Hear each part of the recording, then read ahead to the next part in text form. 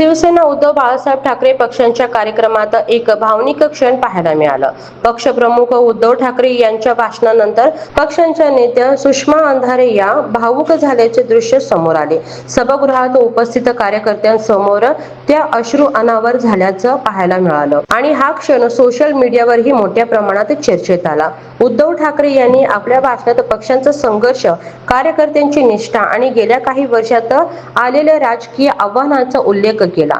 त्यांच्या भाषणातील काही मुद्द्यांनी अनेक कार्यकर्त्यांना भावनिक केल्याचं सांगितलं जात आहे. त्यानंतर सुषमा अंधारे यांच्या भावना अनावर झाल्या आणि त्यांनी आपल्या भावना उघडपणे व्यक्त केल्या. गेल्या काही वर्षात महाराष्ट्राच्या राजकारणात मोठे बदल झाले आहेत.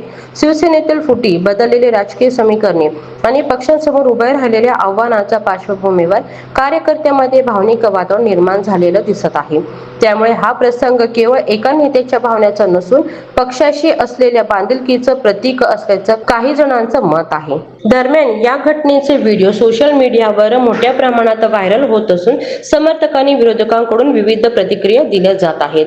तुम्हाला काय वाटतं? राजकारणात अशा भावनिक क्षणामुळे नेते आणि कार्यकर्त्यांमधील नातं अधिक मजबूत होतं का? तुमचं मत कमेंटमध्ये नक्की सांगा. अधिक अपडेटसाठी HSN मराठी न्यूज चॅनलला सबस्क्राईब करा.